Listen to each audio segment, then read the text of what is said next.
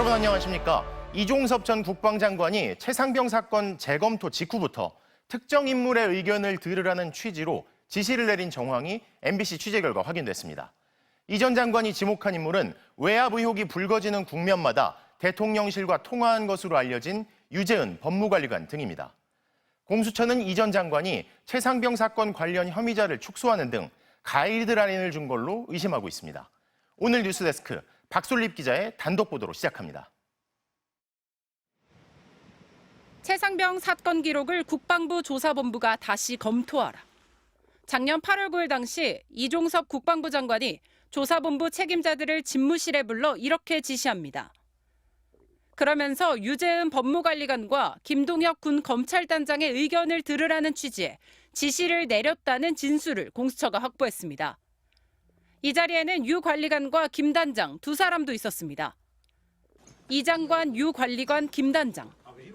이들은 모두 공수처가 출국 금지 조치했던 최상병 사건 핵심 인물들입니다.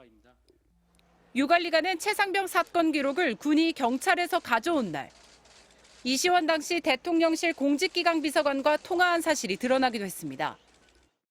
군 관계자는 MBC에 법무관리관실은 장관의 참모부서라면서 조사본부에도 따로 법무실이 있어 법무 검토가 가능한데 유 관리관의 의견을 들으라는 건 이례적 지시라고 말했습니다.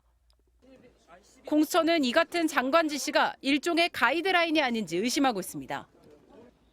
박정훈 당시 해병대 수사단장이 맡았던 조사에서는 혐의자가 임성근 전 해병대 1사단장을 포함해 8명이었지만 조사본부 최종 보고서에서는 2명으로 줄었습니다. 임 전 사단장도 혐의자에서 빠졌습니다.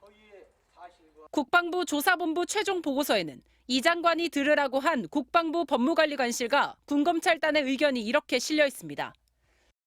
대대장 2명만 혐의를 특정하고 임 전 사단장은 관련자로 경찰에 넘기라는 겁니다. 이종섭 전 장관 변호인은 법률가인 군검찰과 군법무관리관의 의견을 들으라 한 것뿐이라며 설령 가이드라인을 제시했다 하더라도 장관의 권한으로 전혀 문제가 없다고 답했습니다. 공수처는 이번 주부터 조사본부 보고서 작성에 관여한 실무자들을 연이어 불러 조사하고 있습니다. MBC 뉴스 박솔립입니다. 이런 가운데 더불어민주당은 최상병 특검법 법사위 상정에 이어 내일 외압 의혹 핵심 관계자들을 증인 채택하기로 했습니다. 20명 넘는 후보들 가운데 10명을 1차로 부르겠다는 건데 대통령실 이시원 전 공직기강 비서관이 우선 대상인 것으로 확인됐습니다. 이어서 김지인 기자가 단독 취재했습니다. 국방부 검찰단이 경찰에서 해병대 최상병 사건 기록을 회수한 작년 8월 2일, 당시 대통령실 이시원 공직기강 비서관은 국방부 유재은 법무관리관과 통화했습니다. 이전엔 통화한 적이 없는데 이후 한 달간 수차례 통화 내역이 나왔습니다. 고위공직자 범죄수사처 수사는 아직 대통령실까지 올라가지 못했습니다. 더불어민주당 등 야권이 법제사법위원회 증인석에 이 전 비서관을 세우기로 하고 내일 증인 채택을 강행하기로 했습니다.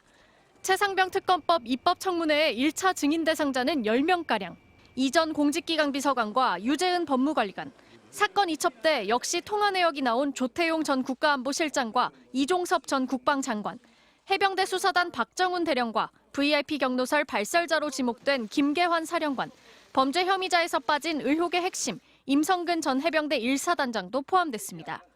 법사위원장 단독 선출에 이어 특검법 상정, 증인 채택까지 속도전에 나선 모습입니다.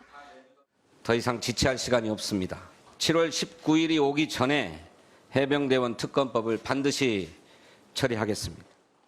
또 의사 일정을 거부하고 있는 국민의힘을 상임위원회로 불러내겠다는 속내도 있습니다. 야당이 주요 증인을 공개 압박하거나 추가 폭로를 이끌어낼 경우 국민의힘도 방어에 나설 수밖에 없다는 겁니다. 채택된 증인은 국회 증언감정법에 따라 7일 안에 법사위에 나와야 합니다. 민주당은 일부 증인들은 대질신문 형태로 동시 증언을 받는 방식도 고려하고 있습니다. 만일 출석하지 않을 경우 형사 고발은 물론 동행명령권을 발동해 국회의원이 직접 증인을 찾아가는 방식까지 강도 높은 실력 행사를 준비하고 있습니다. MBC 뉴스 김지인입니다. 동해에 막대한 양의 석유 가스가 있을 수 있다는 대통령의 깜짝 발표는 액트지오라는 업체의 분석에 따른 거였죠. 그런데 MBC 취재 결과 당초 분석을 하겠다고 나선 업체들 중에는 이른바 업계 빅3로 불리는 기업들도 2곳 있었던 것으로 확인됐습니다.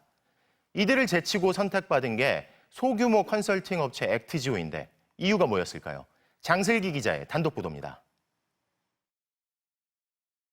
지난 2022년 한국석유공사가 동해 울릉분지의 탐사 결과를 분석하기 위해 접촉한 업체는 모두 4곳입니다.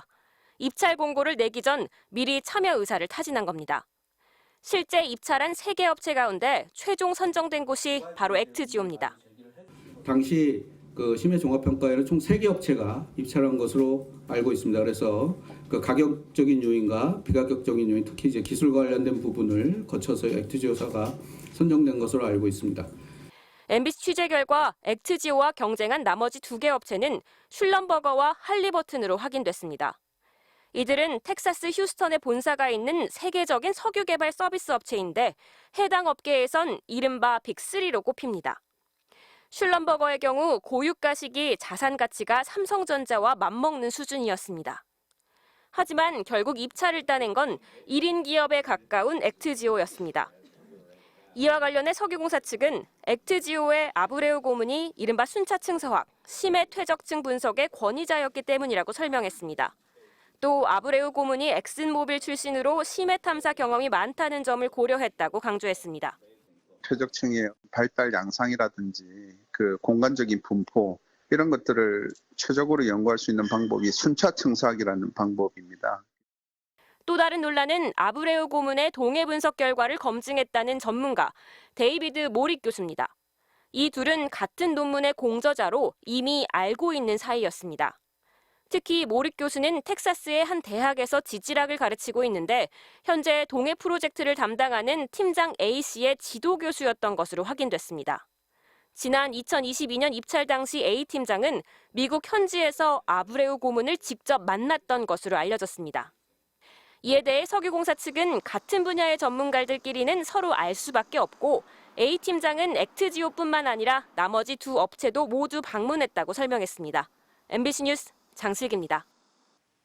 의대 교수들과 동네 개원이들까지 참여하는 의료계 집단 휴진이 닷새 앞으로 다가왔습니다. 정부는 실제 참여율이 높지는 않을 거라면서도 촉각을 곤두세우고 있는데요. MBC 취재 결과 정부는 현재 전국 대학병원의 약 40%가 휴진에 동참할 걸로 파악하고 있습니다. 유서영 기자가 보도합니다. 오는 18일로 예고된 대한의사협회의 집단 휴진. 정부는 의대 교수들의 경우 참여율이 낮을 걸로 전망합니다. 대부분의 교수님들은 환자 곁을 지킬 것이라고 보고 있기 때문에. 하지만 보건복지부가 40개 의과대학 산하 병원 88곳을 전수조사해봤더니 어제 기준 30곳이 집단 휴진 동참을 결정한 것으로 파악됐습니다. 오늘도 최소 5곳이 참여를 결정해 대학병원들의 동참 규모는 더 늘어날 수 있습니다. 특히 17일과 27일부터 각각 무기한 휴진을 선언한 서울의대와 세브란스 등 수도권 5대 상급 종합병원도 모두 집단 휴진을 결의했습니다. 다만 서울의대 산하 병원 3곳과 아산병원 등은 병원장의 휴진 불허 방침이 내려진 게 변수입니다. 이들 중 부산의 동아대병원은 휴가 사용도 금지하며 집단행동 참여 의사를 상대로 손해배상 소송을 검토하는 걸로 알려졌습니다. 의협은 단일 대오로 뭉치자고 회원들을 독려하면서도 이제 정부가 답을 줄 시간이라며 휴진 재검토 가능성을 내비치기도 했습니다. 정부가 전향적으로 입장 변화가 있다면 18일의 휴진 사태는 저희가 회원들과 다시 의논해야 됩니다. 의협의 주축을 이루는 개원의들의 참여폭도 관심입니다. 정부는 이미 전국 3만 6천여 곳에 진료 명령과 휴진 신고 명령을 내렸습니다. 휴진할 병의원들은 오늘까지 신고해야 하는데 18일 당일 지자체별 휴진율이 30%를 넘으면 업무 개시 명령이 발동됩니다. MBC 뉴스 유서영입니다. 이른바 압구정 롤스로이스 사건으로 길 가던 여성을 숨지게 한 가해자에게 마약류를 주고 수면 마취 상태의 환자들을 성폭행한 혐의로 재판에 넘겨진 성형외과 의사가 징역 17년을 선고받았습니다. 구나연 기자입니다. 지난해 8월 서울 압구정동의 한 도로. 롤스로이스 한 대가 길 가던 20대 여성을 덮쳤습니다. 그날로 의식을 찾지 못한 피해자는 석 달 뒤 숨졌습니다. 가해자는 프로포폴과 케타민 등 온갖 마약류 약물을 혼합해 투여한 마약 만취 상태였습니다. 운전자에게 마약류 약물을 처방하고 투여한 건 근처 성형외과 의사 47살 염모 씨. 경찰 수사 과정에서 염 씨의 다른 범행도 속속 드러났습니다. 수면 마취 상태인 여성 환자들을 성폭행하고 불법 촬영한 겁니다. 범행은 2년 가까이 상습적으로 이어졌습니다. 확인된 피해자가 16명, 이 가운데 1명은 스스로 목숨을 끊었습니다. 염 씨는 사무장병원의 의사 면허를 빌려줘 6개월 면허 정지 상황에서도 의사 일을 한 것으로도 조사됐습니다. 법원은 염 씨에게 징역 17년을 선고했습니다. 재판부는 의사로서 양심을 저버리고 프로포폴을 사용한 돈벌이에만 급급했다며 크게 꾸짖었습니다. 환자 성폭행과 불법 촬영 혐의에 대해서는 히포크라테스 선서 중 가장 중요한 내용인 의사는 환자에게 해를 입히면 안 된다는 점을 정면으로 어겼다고 지적했습니다. 다만 모든 범행을 인정하고 피해자들에게 공탁금을 낸 점은 염 씨에게 유리하게 판단했습니다. 염 씨는 선고를 앞둔 그제와 어제 피해자 1명당 500만 원을 기습 공탁했습니다. 보여주기식의 공탁을 했다고밖에 생각이 안 되고요. 교도소 안에서 과자나 사 먹으라고 해라라고 하면서 굉장히 많이 분노하셨고 그냥 공탁금 전혀 수령하고 싶지 않으니까. 지난해 바뀐 의료법에 따라 어떤 범죄든 금고 이상 형이 확정되면 면허 취소로 의료계에서 영구 퇴출됩니다.